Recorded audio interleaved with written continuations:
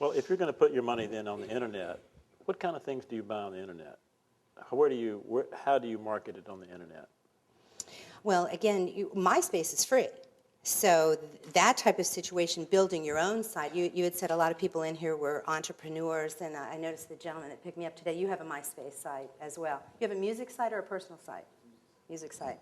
And that's free for you to set up yourself.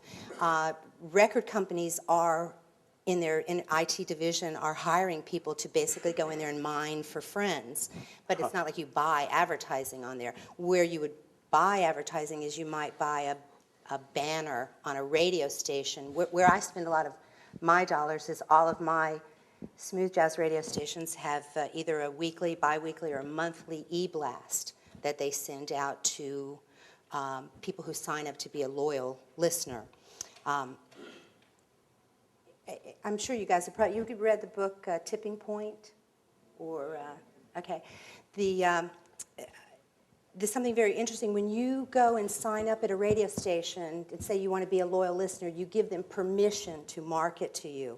So the smart radio stations now are taking those newsletters and they're selling those banners and they're selling opportunities to record companies. The initiative I was talking about for Paul Brown, we were going to buy into the e-blasts for all the radio stations to for an awareness factor. In New York, to be a standalone e-blast to the 100,000 people that are in their database is $2,500.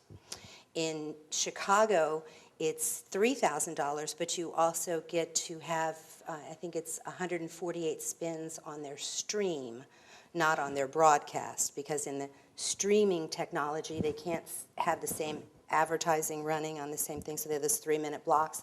Well, now you can buy into that block as like an infomercial. And so we are spending a lot of money doing those types of things. What if you were an independent artist and you really didn't have a lot of money to spend?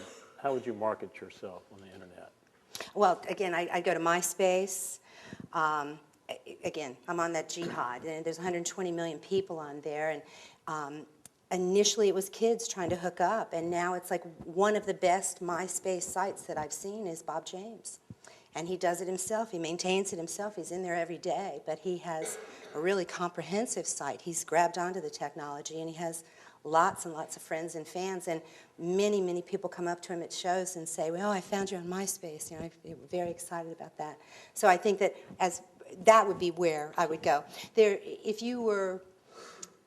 are several internet radio stations that are quite viable, and you can buy into their database as well.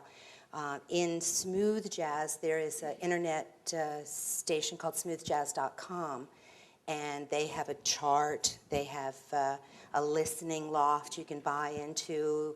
They have all kind of different unique opportunities to get into, and they have, I think they're quoting like 100,000 unique visitors a month to smoothjazz.com. So, and their program, you can buy a month platform program with them for $500, which to get out to that many people, unique visitors, you know, for your banner on the site there,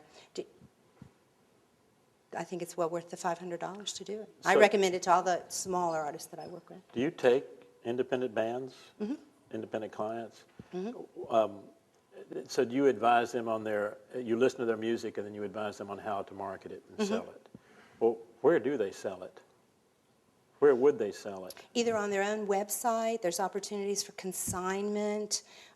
You can CD Baby. You can register with CD Baby, CD Now, Amazon.com. You can. So you would stay out of the retail stores because you couldn't get into them anyway, right? Well, with retail stores, it's extremely difficult to get in. It's that whole price and positioning place. They're taking less and less inventory.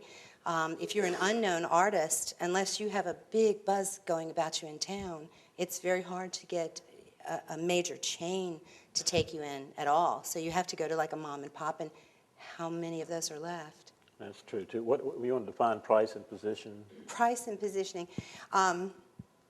It's the retail store way of taking all the record companies' money for nothing. Well, it's what you do is you pay for a program that gives you your record on sale and placement up on that front wall or that front part of the bin outside of the regular rack to where your record gets special attention for a certain period of time. And it's very expensive.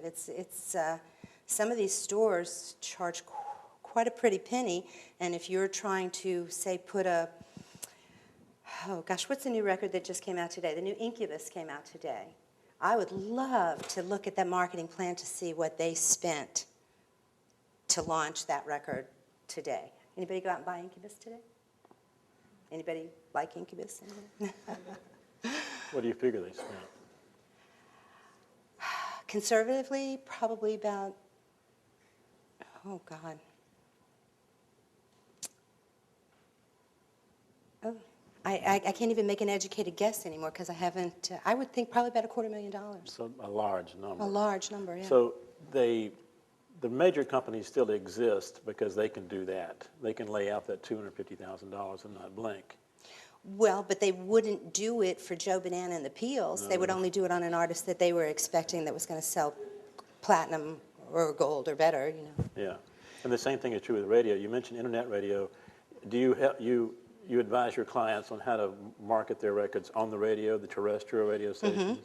Well, that costs money as well, right? I mean, well, if you're buying, basically what I do is I try to get my clients airplay, which we don't pay for.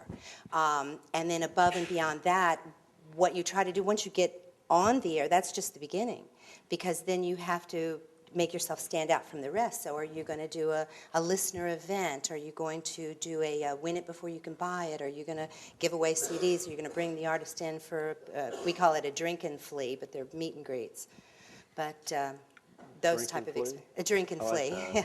The artists used to call them a drink and flea kind of thing. so so then you would spend your radio budget on those kind of things after you're going to spend some money just getting the records out to the radio station. Right. You're obviously not going to pay for radio play because that would be illegal. Right. And, if Mr. Spitzer is listening. Yeah, well, I think he probably isn't, but Yes. he did take on all those major companies and made a difference.